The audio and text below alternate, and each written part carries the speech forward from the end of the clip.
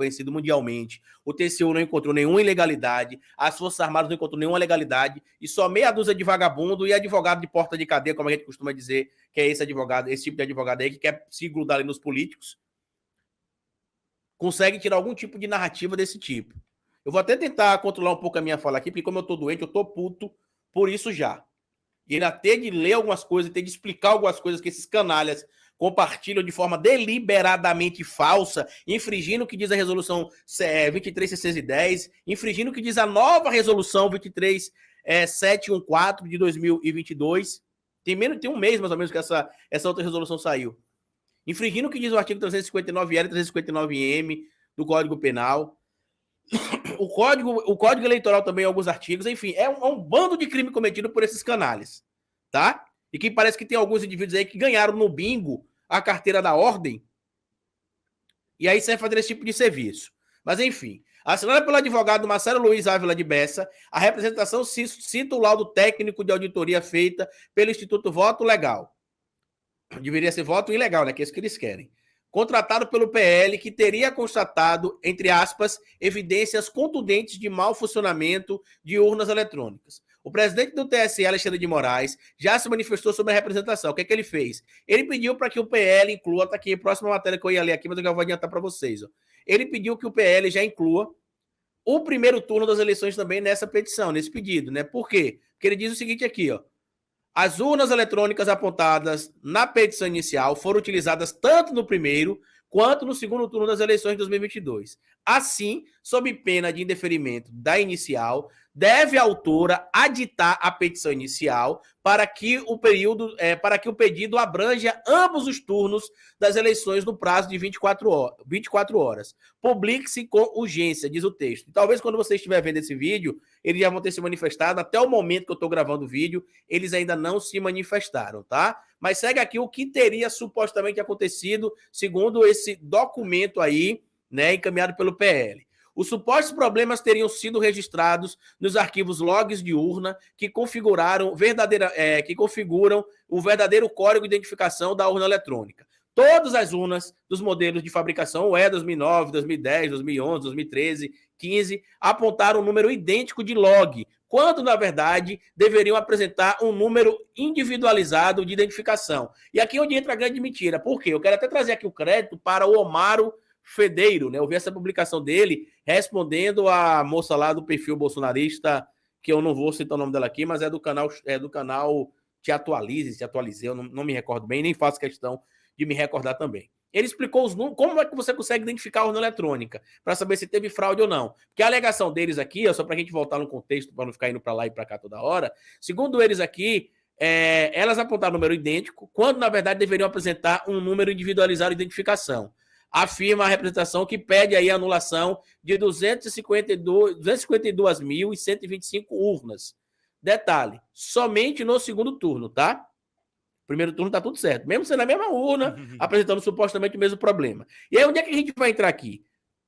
No primeiro turno da eleição, antes do primeiro turno da eleição, eu fiz um curso com o pessoal do TSE, deixa eu só vir aqui para falar com vocês direito. Eu fiz um curso com o pessoal do TSE e outros influenciadores também fizeram, eles explicaram as barreiras de segurança que existem na urna eletrônica, por que é impossível fraudar a urna eletrônica, por que é impossível burlar os votos, porque existem várias barreiras de identificação, existe ali, por exemplo, as assinaturas tanto digitais quanto físicas, existe a impressão da zerésima, né, que é um documento quando você vai lá na sessão eleitoral, antes de começar a eleição, você chama os fiscais, fazem ali a abertura, digamos assim, da urna eletrônica e liga a ela, e quando você imprime o BU, que é o boletim de urna, ela vai estar zerada, né? A zerésima, não tem nenhum voto. Inclusive, se tiver qualquer alteração, qualquer inserção de qualquer coisa, a urna trava e não funciona.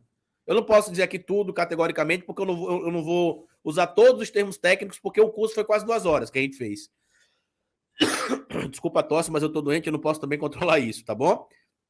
Então, o que acontece? Não dá para você fraudar a urna eletrônica, porque existem várias barreiras de proteção, tá? Existem várias barreiras de proteção, porque se uma falha, a outra funciona. Eu vou te dar um exemplo agora. Eles estão alegando aí, né? Vamos ver qual que é a alegação deles aqui. A alegação deles é que as urnas deveriam ter apresentar número individualizado, né? E aí, olha o que o rapaz disse aqui, que lá no dia do curso a gente também teve essa informação, tá? As urnas podem ser rastreadas de 3 formas. zona e sessão eleitoral, identificação de carga e identificação da UE, né, que é a urna eletrônica. Erro em UE, antigas, as deixaram com o mesmo número, mas as outras opções de rastreio continuam intactas, tipo, perder acesso ao número do PIS, no caso, ele comparando com documentos nossos aqui, né? É a gente perder, por exemplo, acesso ao número do PIS, mas identificar o sujeito pelo número do CPF ou número do RG. Por que ele está falando isso? Porque, digamos que sim, os logins estivessem idênticos, quando, segundo eles, na verdade, deveriam estar individualizados. Quando a gente vem aqui nesse material, ele até colocou aqui esse print, ó, é possível identificar a urna pelo município, nesse caso aqui ele escolheu o município de Itabal, vocês podem consultar, tá? Escolheu aqui, ó, a zona eleitoral, a sessão eleitoral, o local de votação. E detalhe, código de identificação da urna eletrônica, código de identificação da carga, ou seja, isso aqui é individualizado, mesmo que na hora de você acessar o log, os logs estejam idênticos, o número de identificação, o código de identificação da urna e o código de identificação da carga são diferentes. Você consegue rastrear para você ir lá no dia, na sessão eleitoral, por exemplo, nesse caso aqui, na zona eleitoral 10, sessão eleitoral 2, local de votação 1015, saber se teve ou não esses votos sendo depositados nessa urna eletrônica. Dá para saber tudo isso. É mágico? Não, não é mágico. Não é mágica que acontece aqui. Tá? É basicamente a informação sendo passada de forma correta. Aí o que a gente precisa cobrar aqui, que eu estou falando aqui, que eu estou bem chateado com isso há muito tempo, porque eles estão descumprindo o que diz a resolução, que eu só mostrar para vocês aqui também, tá? Eles estão descumprindo o que diz aqui, ó, a resolução 23, 610, inclusive, olha por que é importante a gente fazer o trabalho, essa aqui é a nova resolução, deixa eu passar para cá. Essa aqui é a resolução 23, 610. Olha por que é importante fazer o trabalho que eu faço e que outras pessoas fazem aqui, que não é aquele trabalho de... Só falar uma coisa aqui antes da gente ouvir mais um pouquinho do Carlito. Letícia Miranda, bom dia, meus amigos. Eu trabalhei em muitas eleições como mesário e fiz esse curso aí toda vez. A urna é muito segura e não tem como fraudar. Gente, quem puder, manda um superchat de R$ 22,90 a lá Xandão. Gostei muito da sugestão, Letícia. Vou deixar na tela, vamos lá. E gravar o vídeo ligeiro, com pressa, de qualquer jeito, tá? Porque para mim é mais importante trazer a informação correta do que só pegar o time da informação, tá bom? No primeiro turno da eleição, o artigo 9A da resolução 23.610 de 2019 estava ativo ainda, né? Ele ainda estava funcionando.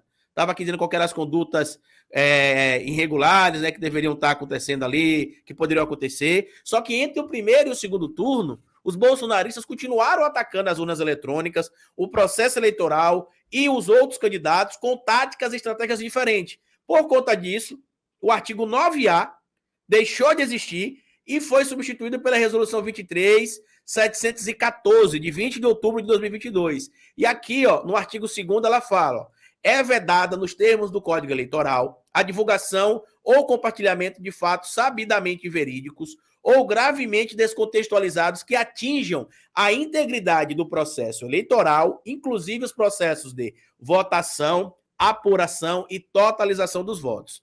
E aqui, quando a gente vai ver, por exemplo, o que diz o Código Eleitoral, dá para enquadrar muitas dessas condutas aí em crime, e esses indivíduos, inclusive, já deveriam estar presos. Que aí é onde entra a minha crítica. Porque não adianta a gente estar aqui vindo denunciar o que diz a lei, o que diz isso, o que diz aquilo, porque não funciona a gente ficar só falando da boca. Tem de ter atitude também dos representantes do Poder Judiciário, do Poder Legislativo.